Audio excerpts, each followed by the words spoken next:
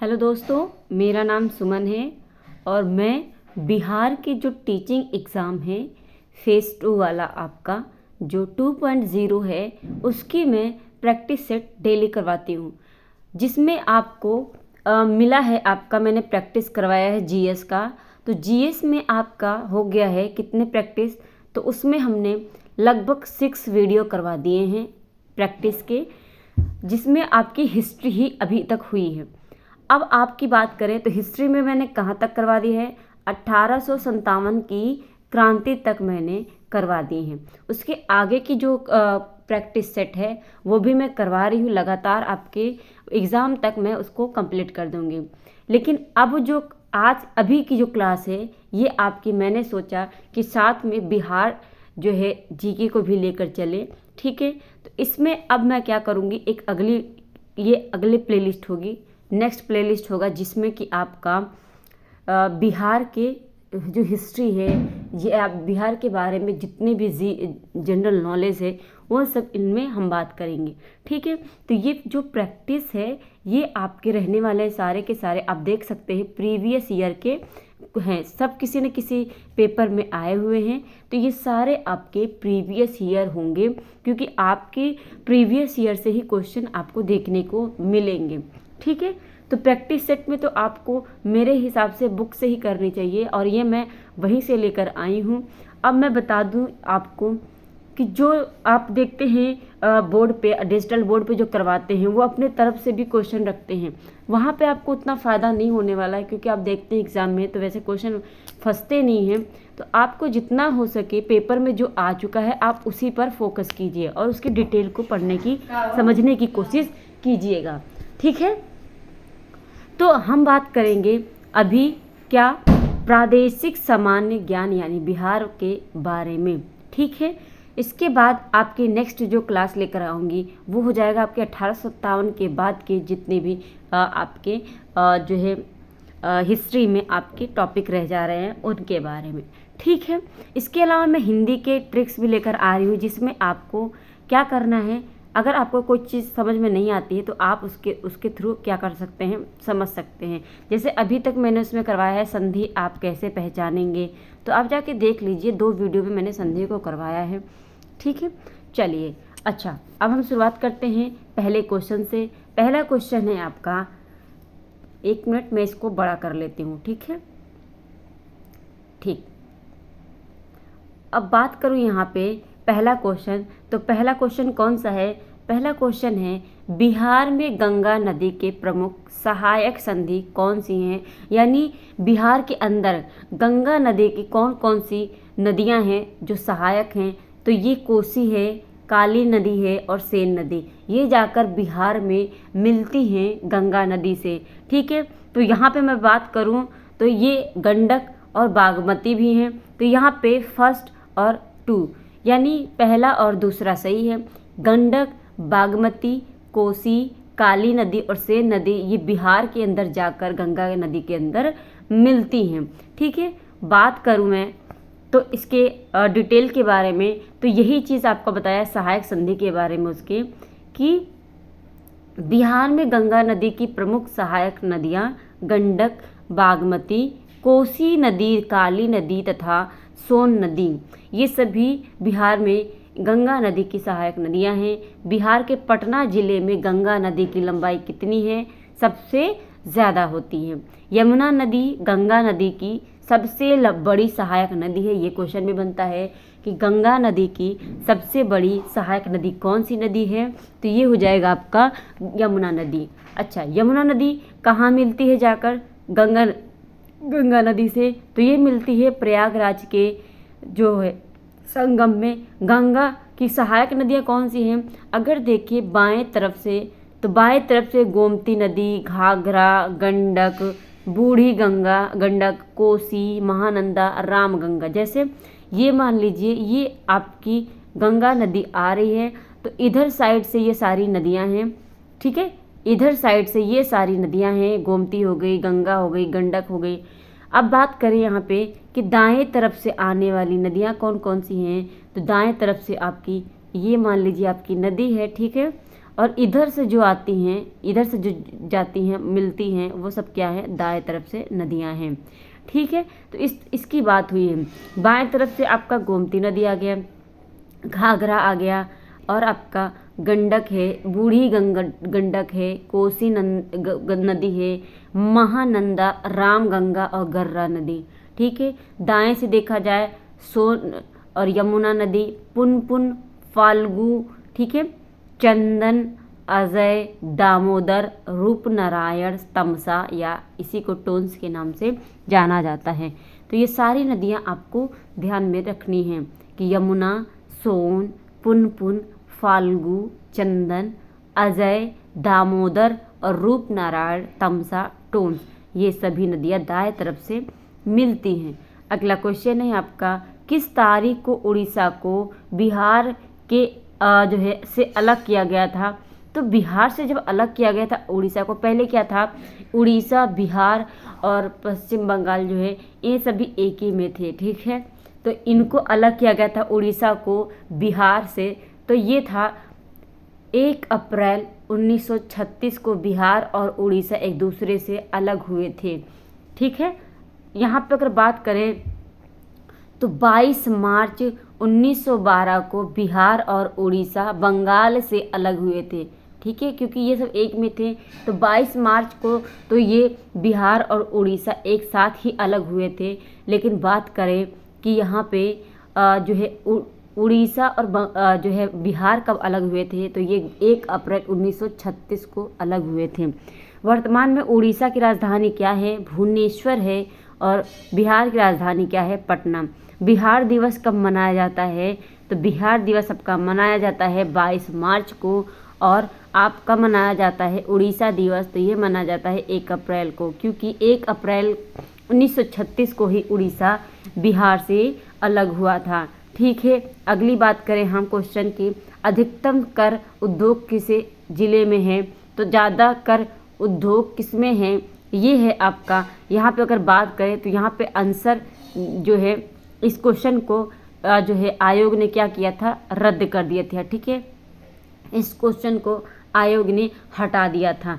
बात करें अगले क्वेश्चन की, तो निम्नलिखित में से कौन सा एक बिहार की अर्थव्यवस्था के मामले में सही है? सही की बात किया है, अर्थव्यवस्था का व्यावसायिक ढांचा ऊपर से स्थिर है, भारत में सबसे कम विकास दर में से एक है जो 2.5% है। ठीक है, अगर बात करें अब आगे, तो आगे की बात करें यहाँ पे, तो यहाँ पे बोल रहा है कि जो है आपका बिहार में अधिकतम प्राथमिक वस्तुओं का उत्पादन होता है। सही बात है ये, उपरोक्त में से एक से अधिक, तो एक से अधिक है। ठीक है, अब इसमें कौन कौन सा हो सकता है, ये सभी होते हैं।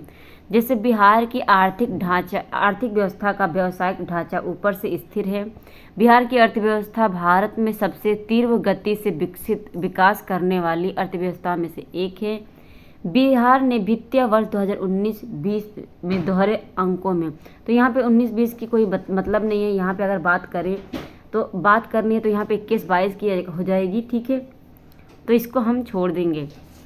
हम बात करें अगर बिहार में अधिकतर प्राथमिक वस्तुओं का उत्पादन होता है, बिहार का ही नहीं बल्कि माने हम तो हमारे भारत में हर जगह पे, ठीक है, हर राज्य में सबसे ज़्यादा क्या किसकी उत्पादन होती है, तो सबसे ज़्यादा उत्पादन होता है कृषि में। ठीक है ना, प्राथमिक चीज़ों की क्या होती है, उत्पादन होती है। अगला बात करें हम तो किस बजट में वित्त मंत्री ने उदारीकृत विनियम दर प्रबंधन प्रणाली की घोषणा की? यूनियन बजट या यूनियन बजट 1991-92, यूनियन बजट 1992 या 93। तो यहाँ बात करें यूनियन बजट 1992-93 में वित्त मंत्री ने उदारीकृत विनिमय दर प्रबंधन प्रणाली की घोषणा की थी। आपने सुना होगा कि 91-92 में आपका आया था क्या, उदारीकरण। ठीक है, उसी की बात है कि बिहार में जो है बजट का क्या हुआ था, तो यहाँ पे 1992 और 93 में हुआ था। बात करें अगले क्वेश्चन की, तो अगला क्वेश्चन है यहाँ पे, अगला क्वेश्चन है आपका, श्री कृष्ण सिंह द्वारा गठित बिहार की निर्वाचित सरकार ने फरवरी 1938 में किस कारण से इस्तीफा दे दिया था? तो ये दिया था उन्होंने किस कारण? गांधी जी द्वारा ब्रिटिश के विरुद्ध सत्याग्रह आंदोलन के कारण, या भारत की आज़ादी के आंदोलन में भाग लेने के कारण, या राजनीतिक कैदियों को छोड़ने के कारण, या इनमें से एक से अधिक या फिर कम। तो यहाँ पे बात करें तो ये था राजनीतिक कैदियों को छोड़ने के कारण क्या किया था? ये जो बिहार की निर्वाचित सरकार थी उसने क्या किया था? फरवरी 1938 में इस्तीफा दे दिया था। ठीक है, बात करें हम यहाँ पे तो यहाँ पे समझने की कोशिश करेंगे कि क्या हुआ था। श्री कृष्ण सिंह द्वारा गठित बिहार की निर्वाचित सरकार ने फरवरी 1938 में राजनीतिक कैदियों को छोड़ने के कारण इस्तीफा दे दिया। वर्ष 1937 में जब श्री कृष्ण सिंह ने पहला कांग्रेस मंत्रालय बनाया तो उन्होंने राजनीतिक कैदियों को रिहा करने की मांग की थी। यानी ये मांग किसने किया था? राजनीतिक कैदियों को छोड़ने का। तो ये मांग किया था कृष्ण सिंह ने। ठीक है, उन्होंने राजनीतिक कैदियों को रिहा करने की मांग की थी। उनके मंत्रालय ने वायसराय पर दबाव बनाने के लिए 15 फरवरी 1938 को इस्तीफा दे दिया। यानी क्या किया था? जो वायसराय थे उन पर क्या किया था? इन लोगों ने दबाव डालने के लिए इस्तीफा दे दिया। वायसराय ने बाद में मांगों को मान लिया और योगेंद्र शुक्ला को मार्च 1938 में अन्य राजनीतिक कैदियों के साथ रिहा कर दिया। यानी वहाँ पे कैदी में एक योगेंद्र शुक्ला के नाम से भी थे। इनके साथ ही जितने भी और कैदी थे राजनीतिक, उनको भी क्या किया? रिहा कर दिया मार्च 1938 में। और ये बात कब हुई थी? इस्तीफा कब दिया गया था? 15 फरवरी 1938 को। ठीक है, अगला बात करें हम अगले क्वेश्चन की। अगला क्वेश्चन है आपका यहाँ पे कि बिहार में गंगा नदी। अच्छा, यहाँ पे मुझे लगता है ना मैंने इसी स्लाइड को दोबारा ले लिया। चल ठीक है, मैं अगला क्वेश्चन लेती हूँ, अगली स्लाइड। ठीक है, हाँ, यहाँ पे आपका 7वां क्वेश्चन है, किसने चंपारण सत्याग्रह के दौरान बिहार में गांधी जी की जान बचाई थी? तो ये बतक मियाँ थे जो चंपारण सत्याग्रह के समय गांधी जी की जान बचाई थी। अच्छा, चंपारण सत्याग्रह के लिए गांधी जी को इनवाइट किसने किया था? तो ये किया था बिहार के रामचंद्र शुक्ल है ना, रामचंद्र शुक्ल ने इनवाइट किया था। ठीक है, बिहार की स्थिति को देखने के लिए। बात करें यहाँ पे तो यहाँ पर उनके बारे में है कि चंपारण सत्याग्रह के दौरान बिहार में बतक मियाँ ने गांधी जी की जान बचाई थी। अफ्रीका से लौटने के बाद गांधी जी नील किसानों की दुर्दशा का जायजा, यानी उनके बारे में जानकारी लेने के लिए चंपारण जिले के मोतिहारी आए। उन मुख्यालय था चंपारण जिले का मोतिहारी, वहाँ पर गए और इरविन ने गांधी की हत्या के लिए क्या किया था? बतक मियाँ को क्या किया था? जहर मिलाकर दूध का गिलास देने को कहा था। तो ये बतक मियाँ जो था, इरविन की बात तो माना, मतलब कि दूध में जहर तो मिला कर दिया, लेकिन इशारे से गांधी जी को इसने बता दिया कि दूध में क्या है? जहर है। बतक मियाँ ने, गांधी जी तो बच गए, लेकिन क्या हुआ?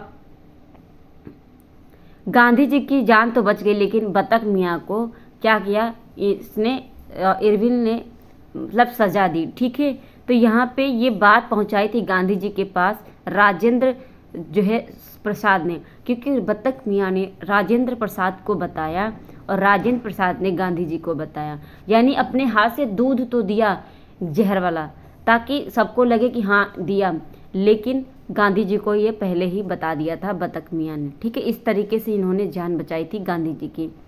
असहयोग आंदोलन के दौरान किसने बिहार में किसानों की अगुवाई की थी? असहयोग आंदोलन के समय। ठीक है, तो ये थे स्वामी विद्यानंद ने बिहार में असहयोग आंदोलन की अगुवाई की थी, जिसमें बात करें यहाँ पे तो ये कब हुआ था? तो तो ये हुआ था दिसंबर 1920 में नागपुर अधिवेशन में कांग्रेस पार्टी द्वारा आधिकारिक रूप से तय किया जाने से पहले बिहार में क्या किया गया था, असहयोग आंदोलन शुरू का दबाव बहुत अधिक बढ़ रहा था।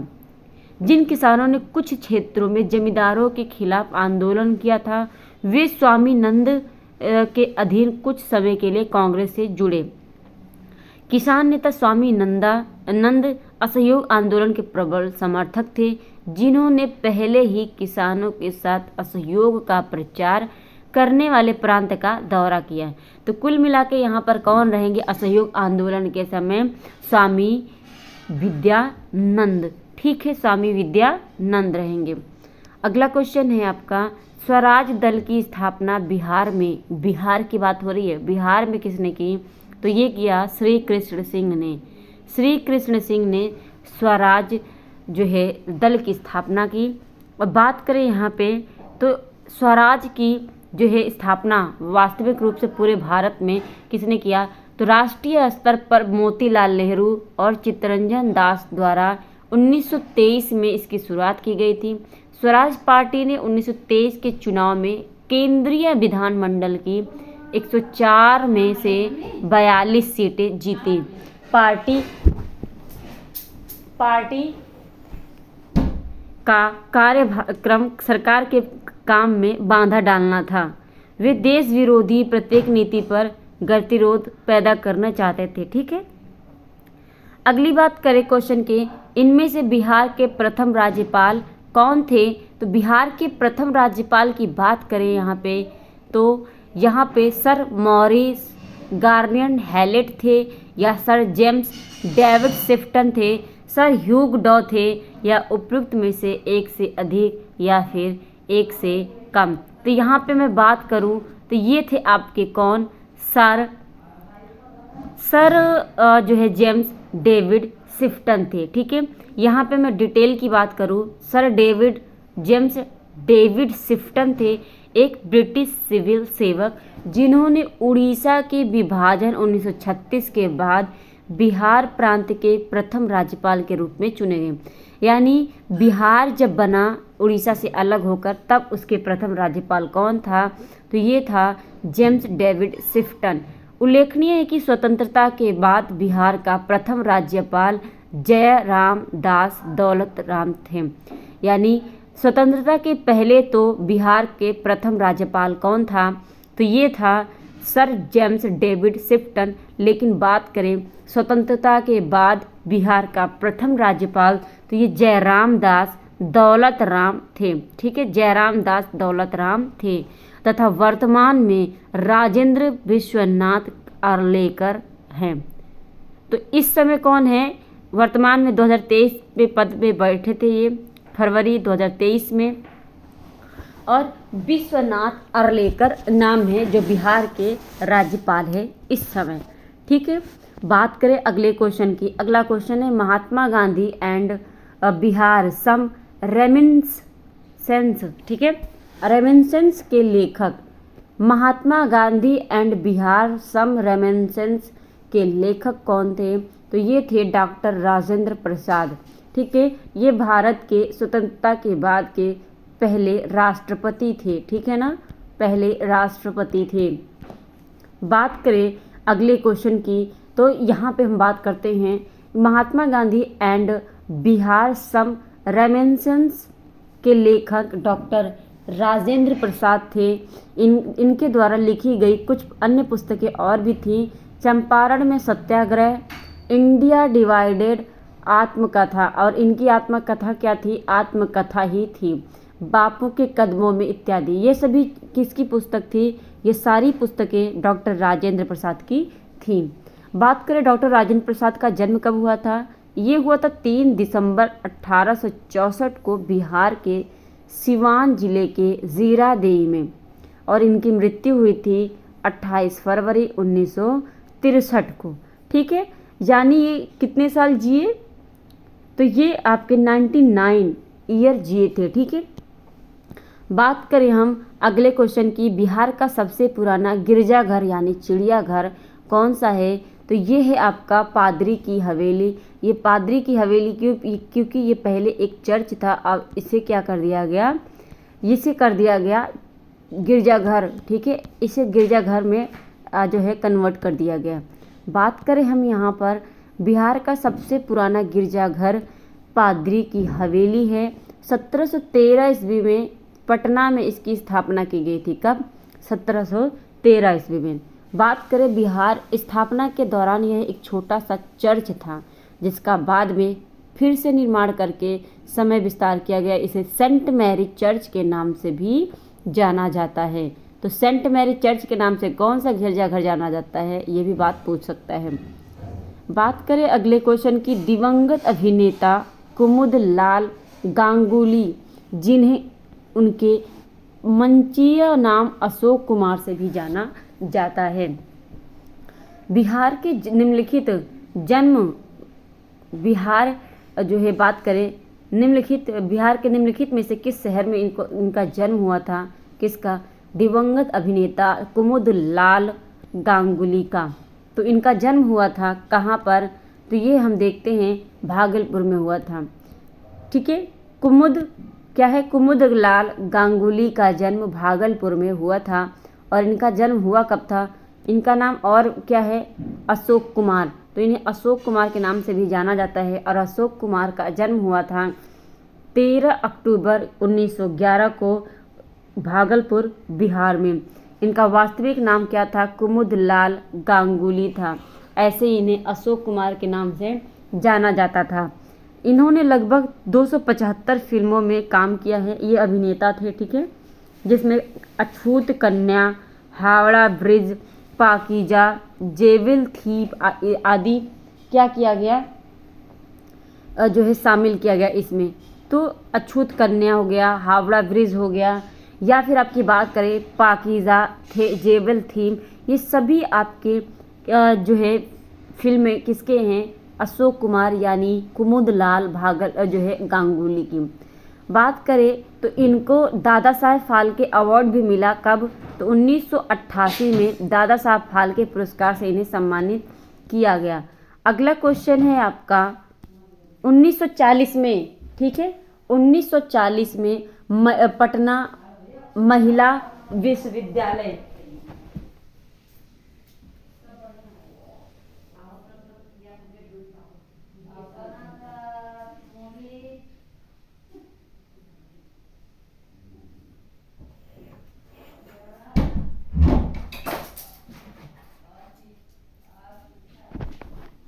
हाँ हम बात करें अगर, तो 1940 में पटना महिला विश्वविद्यालय की स्थापना निम्नलिखित में से किस समाज द्वारा की गई थी? तो ये किया गया था sisters of the apostolic Carmel, या society of Jesus Irish Christian, या ब्रदर्स जो है। तो इसमें हमने बात की sisters of the apostolic Carmel ने ही 1940 में क्या किया था? पहला पटना में महिला विश्वविद्यालय की स्थापना की थी। अगर हम बात करें यहाँ पर, तो वही चीज़ यहाँ पे दिया हुआ है। ठीक है, उच्च शिक्षा का पहला संस्थान था। विश्वविद्यालय का मतलब क्या है? उच्च शिक्षा। ठीक है, महिलाओं के लिए। चलिए अगले क्वेश्चन की बात करते हैं। पहला तैरता हुआ सौर ऊर्जा संयंत्र बिहार में किस स्थान पर बनाया गया? तो यहाँ पे अगर बात करें तो ये करंट अफेयर की आ जाती है, जिस समय ये पेपर हुआ था, यानी 2022 में हुआ था। तो उस समय की बात है कि यहाँ पे बोला तैरता हुआ सौर ऊर्जा संयंत्र बिहार में किस स्थान पर बनाया गया? तो ये कादिराबाद और दरभंगा में, कदीराबाद और दरभंगा। अगला क्वेश्चन है आपका कि जो है, अच्छा यहाँ पे कितने मेगावाट की थी? तो ये कादिराबाद के तालाब पर बिहार का पहला फ्लोटिंग सोलर प्लांट चालू हो गया। दरभंगा जिले में है ये कादिराबाद। ठीक है, दरभंगा का जिला है। इस सोलर प्लांट से 1.6 मेगावाट बिजली जनरेट हो रही है। बात करें यहाँ पे 19-20 की। अब मैं बताऊँ, यहाँ पे जितने भी करंट के होंगे क्वेश्चन वो मैं नहीं पढ़ाऊँगी। ठीक है, वो मैं नहीं करूँगी, क्योंकि ये 19-20 की है। तो हमें करना होगा यहाँ पे किसकी? 22 और 23 की, ठीक है। तो यहाँ पे 22 और 23 की करंट अफेयर होनी चाहिए।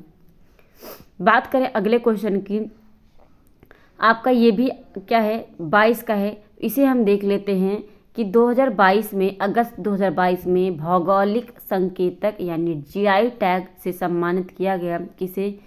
मिथिला के मखाना को, ठीक है, मिथिला के मखाना को किया गया। अगला क्वेश्चन है आपका, अगला क्वेश्चन है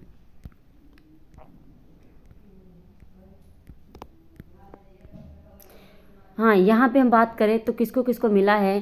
पान, मखान, माखन और मच्छ यानी जिसे मछली कहते हैं। मिथिला की 3 प्रतिष्ठित पहचान है, पान, माखन और मछली। बात करें यहाँ मखाने में कैल्शियम, मैग्नीशियम, आयरन और फास्फोरस जैसे सूक्ष्म पोषक तत्वों के साथ साथ प्रोटीन व फाइबर होता है, ठीक है। अगली बात करें हम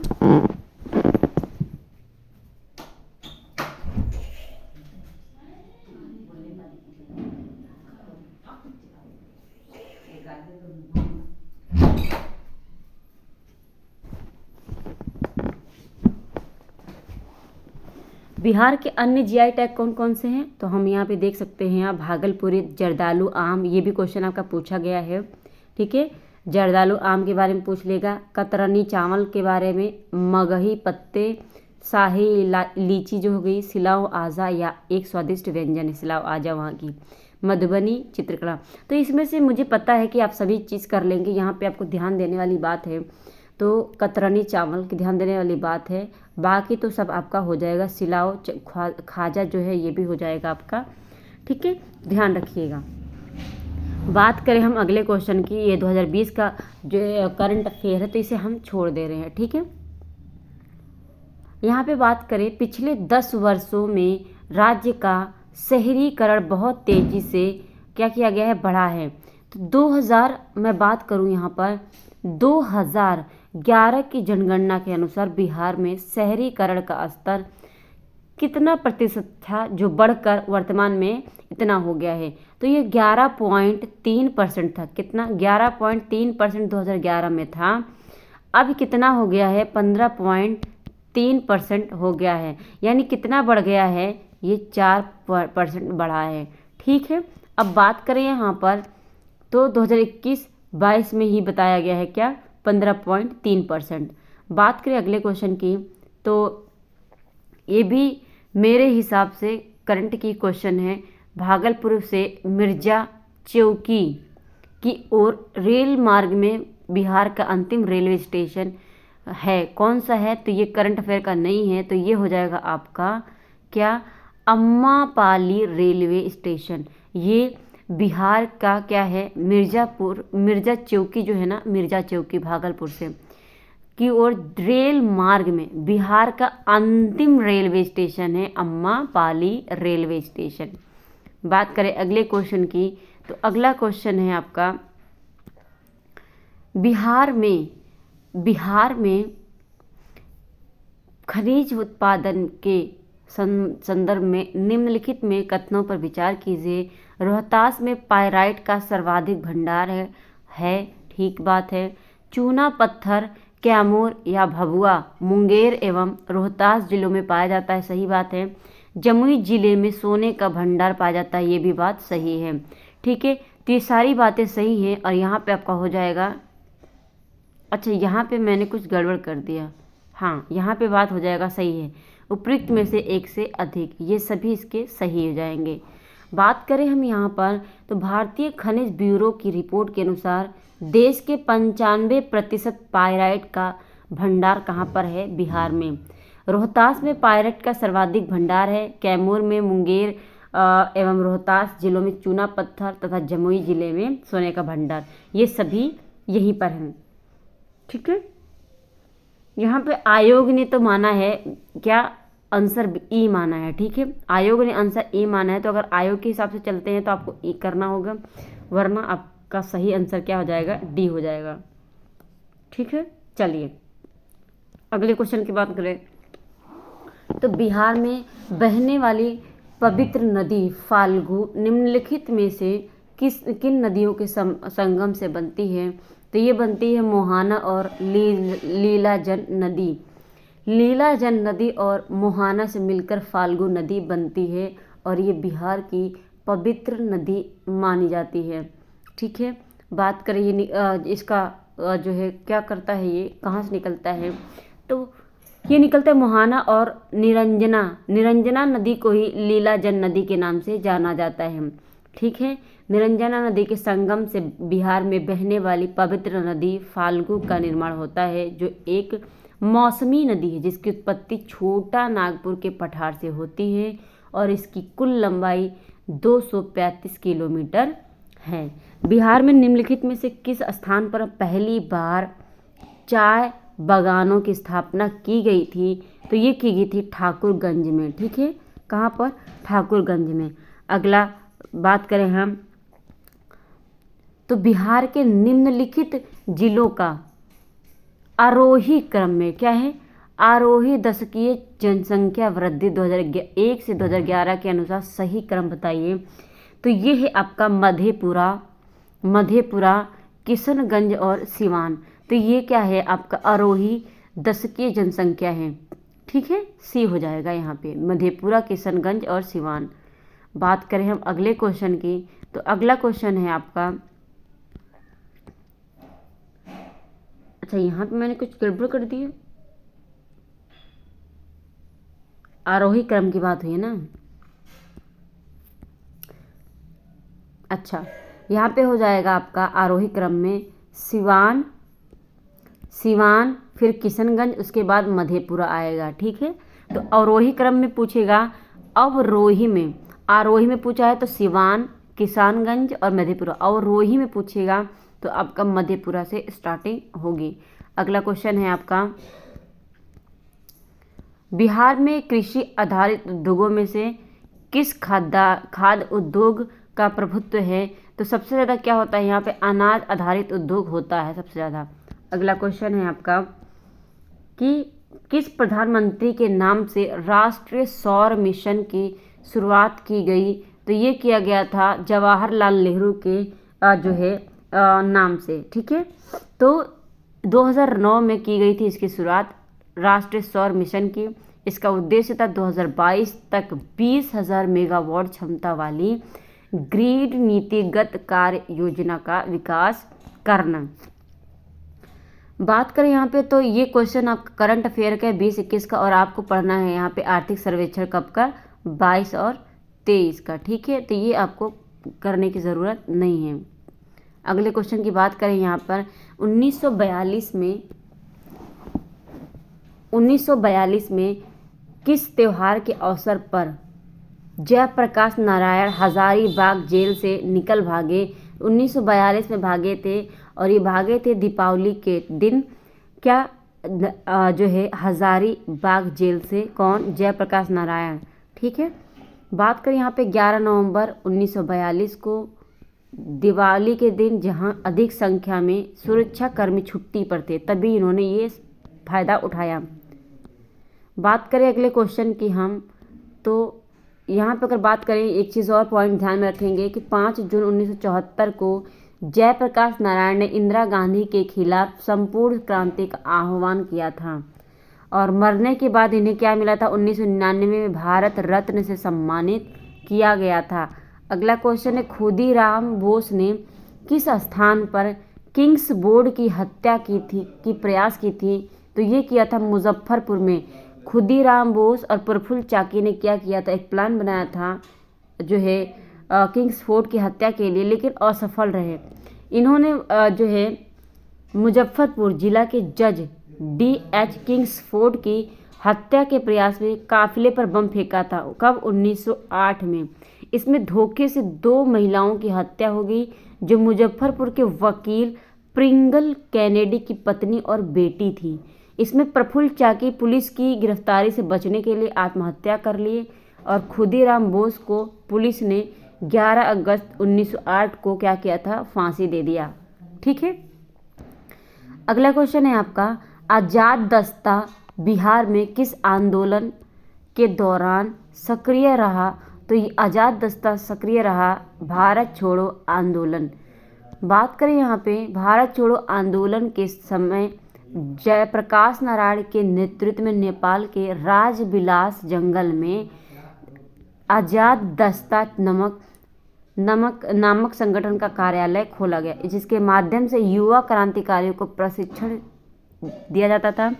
आजाद दस्ता का मुख्य उद्देश्य युद्ध कार्यों में सरकार को बाधा पहुंचाना था। इसके सदस्य सरकार के विरुद्ध तोड़फोड़ का कार्य करते थे।